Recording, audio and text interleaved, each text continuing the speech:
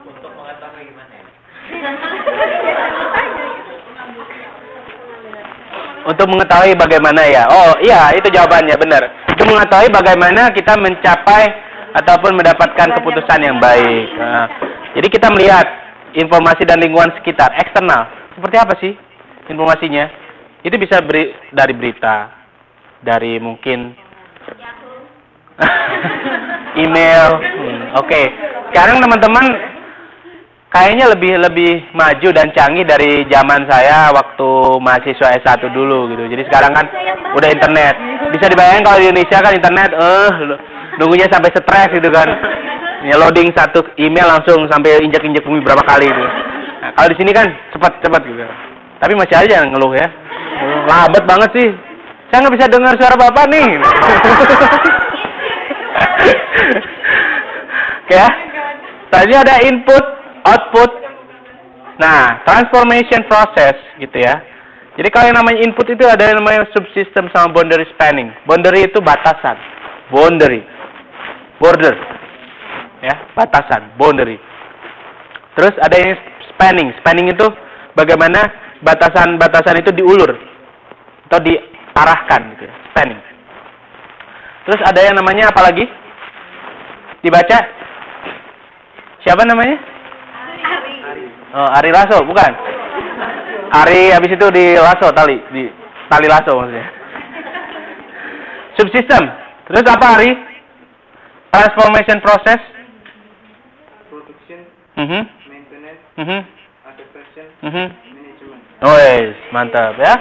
Jadi production, produksi, pemeliharaan, bagaimana cara beradaptasi, terus memanagenya gitu kan.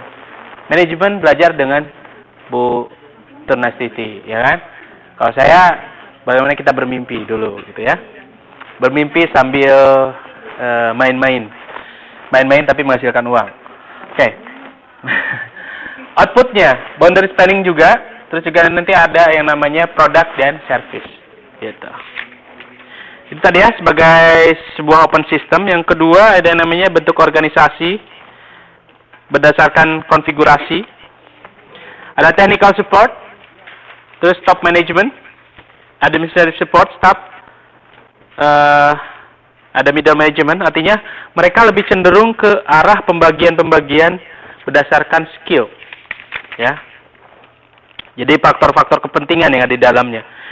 Jadi kalau misalkan teman-teman semuanya ingin melakukan sebuah proses analisa dalam organisasi yang nanti dibentuk, ada kemungkinan memang proses-proses ini berdasarkan fungsional, fungsi-fungsi, kepentingan-kepentingan di dalamnya. Top management misalkan. Top management misalkan di dalamnya bagaimana mereka bisa menentukan arah berdasar fungsinya, mereka menentukan arah-arah gitu ya, dan tujuan serta strategi-strategi yang akan dimunculkan. Terus misalkan administrative support, bagaimana mereka mensupport pelaksanaan strategi tersebut dengan katakanlah kegiatan-kegiatan administratif. Terus juga technical, banyak kan memang nanti engineer, misalnya ketika teman-teman semuanya mempunyai sesuatu yang terkait dengan ide bisnis, misalkan membuat produk gitu ya. Bagaimana produk ini terrealisasi dari bentuk konsep administrasi, terus nanti muncul ke arah misalkan pembuatan machinery. Ya, jadi bagaimana mesin ini meng-create produk tersebut. Bagaimana tangan ya, nanti bisa diaplikasikan dalam bentuk mesin, gitu. Bukan berarti kita harus melulu dengan mesin, tapi mesin tersebut akan mempermudah, gitu ya, mempermudah kerja dari organisasi bisnis, gitu ya. Kalau itu tentu saja disesuaikan dengan kemampuan modal kita kan. Kalau bisanya pakai tangan ya pakai tangan, kalau pakai mesin ya pakai mesin. Gitu. Jadi bagaimana kita melihat komposisinya nanti. Terus ada yang namanya core. Orang-orang yang biasanya, kalau tadi kan mesin menghasilkan, katakanlah contoh mungkin produk. Nah, bagaimana orang-orang core ini ketika masih dalam bentuk raw material, mereka bisa melakukan tugas-tugas dengan baik. Gitu loh. Jadi, mungkin contoh kasarnya seperti inilah. Baju, ini kan baju ya. Terus dari kain ada yang inilah baju. Ini kan baju ya. Terus dari kain ada yang bertugas atau bertanggung jawab terhadap proses purchasing, pembelian, benang, segala macam. Itu kan raw material. Terus nanti dibikin dalam bentuk kain, lembaran-lembaran. Terus ada nanti yang bertugas untuk bikin mesin, potong segala macam gitu ya. Terus nanti ada yang bertugas untuk apa istilahnya, penjahitan ya.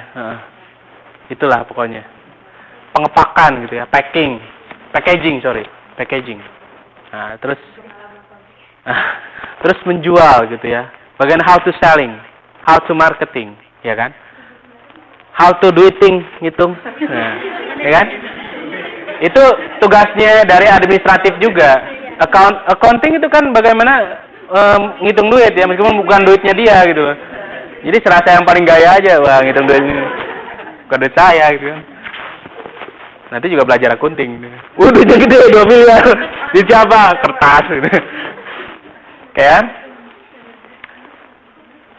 Konsep dasar desain struktur organisasi yang pertama ada yang namanya dimensi structural, terus juga ada dimensi kontekstual, gitu ya. Kalau tadi dibilang ada yang namanya formalisasi, ada work spesialisasi, hierarchy of authority, sentralisasi, profesionalisme, rasio personal. Dan kontekstual itu biasanya dikaitkan dengan ukuran, size, terus juga teknologi, lingkungan, strategi, dan budaya. Nah, ketika Anda mendapatkan pertanyaan-pertanyaan ini dalam sebuah organisasi atau organisasi yang Anda bentuk, ini jawabannya. Kalau misalnya ada yang nanya, sampai sejauh mana setiap aktivitas dibagi-bagi dalam pekerjaan-pekerjaan yang terpisah? Nah, bagaimana memisahkan aktivitas dalam pekerjaan-pekerjaan?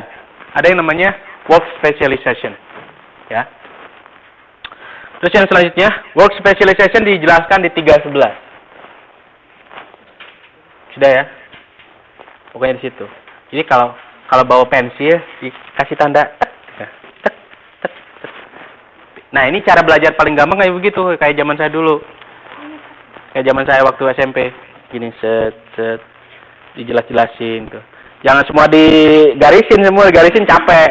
Jadi ini aja satu-satu. Yang item-item nggak usah pakai ballpoint, nggak apa-apa. Sayang bukunya.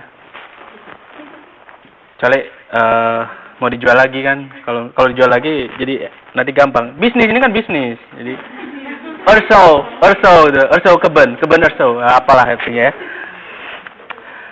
Jadi selanjutnya apa beberapa pekerjaan dimasukkan ke dalam satu kelompok? Ada yang namanya departmentalization.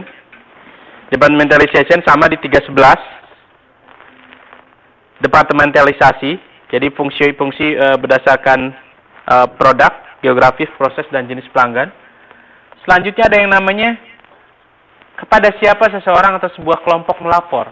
Artinya tanggung jawabnya diarahkan kemana gitu ya. Ini langsung dimasukkan ke dalam chain of command. Di halaman 313.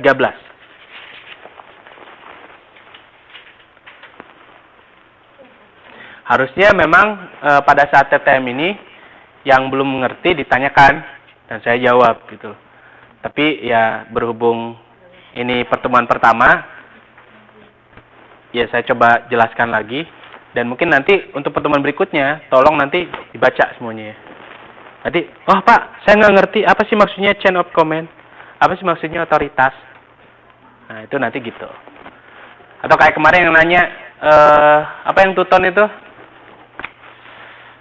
Lingkungan, apa ya? Siapa yang nanya kemarin? Iya, gimana? Lingkungan apa?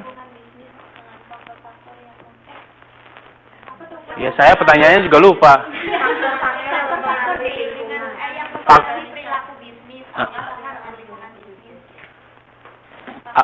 Faktor-faktor.